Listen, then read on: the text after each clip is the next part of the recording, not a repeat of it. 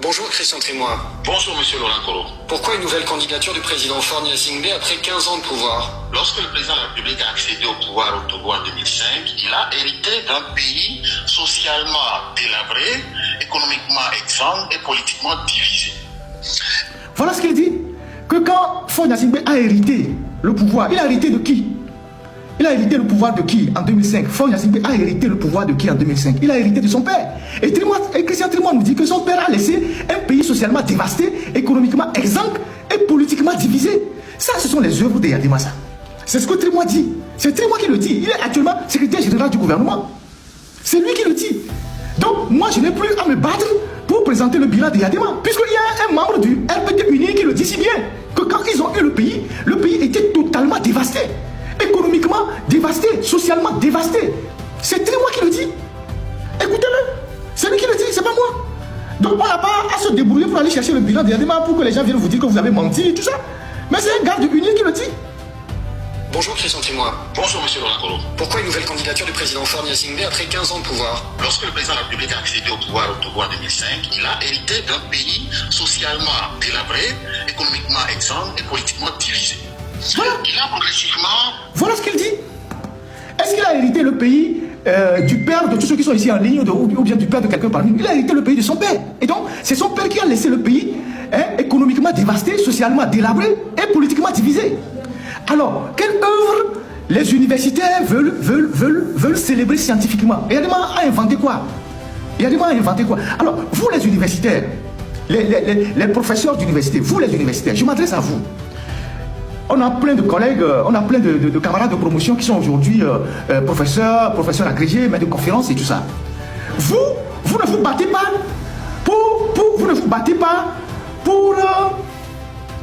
pour valoriser vos œuvres, vos propres thèses, vos recherches.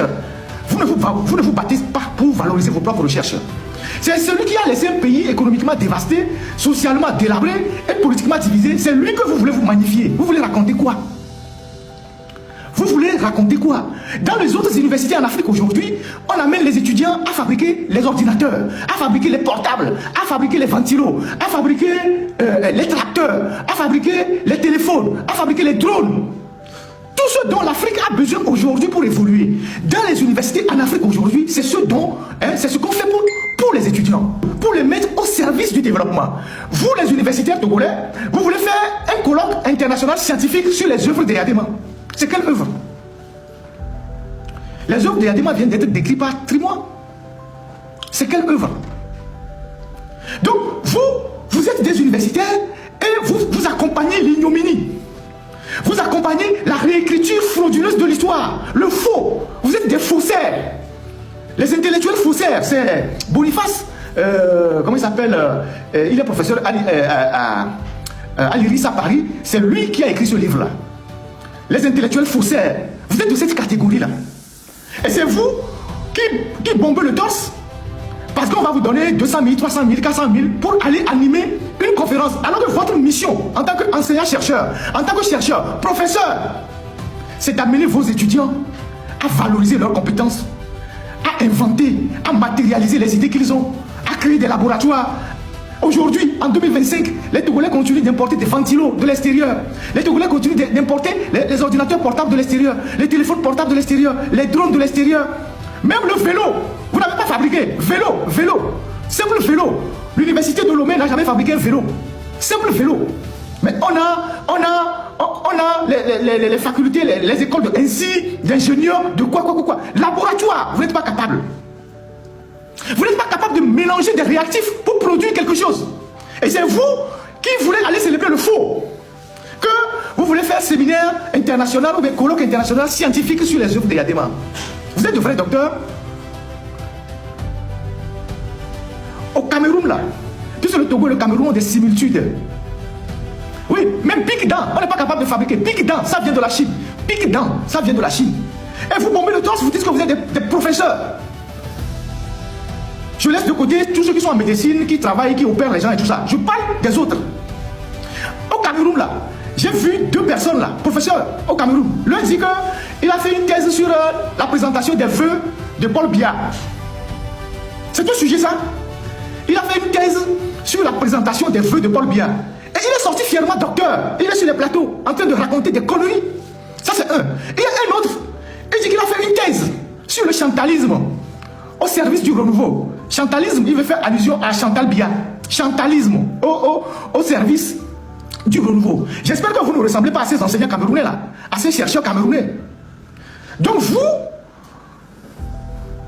vous êtes là et des gens vous sollicitent sans aucune honte et vous mettez vos noms sur des projets bidons comme ça qui terrorisent même votre parcours universitaire. Si moi je suis professeur à l'université, je suis enseignant-chercheur, je vais me mêler à des choses comme ça, que je suis en train de faire un séminaire scientifique sur les œuvres scientifiques. Yadema a fait quelle œuvre scientifique? Il a inventé la boue, il a inventé la daba, il a inventé quoi? Si vous voulez faire un séminaire sur le parcours de l'homme, vous pouvez le faire. Ce n'est pas interdit. Vous le faites en toute objectivité. Ce qu'il a apporté de bien comme ce qu'il a apporté de mal. Vous le faites en toute objectivité. Parce qu'un intellectuel, c'est quelqu'un qui est objectif. Vous ne venez pas lancer une affiche qui dit que vous voulez faire un séminaire scientifique sur les œuvres de Yadema. Déjà, même coller le mot scientifique à Yadema. Vous êtes sérieux là? Vous êtes vraiment sérieux? Et c'est vous, hein, l'élite, c'est l'élite au Togo qui continue de plomber ce peuple-là dans la misère.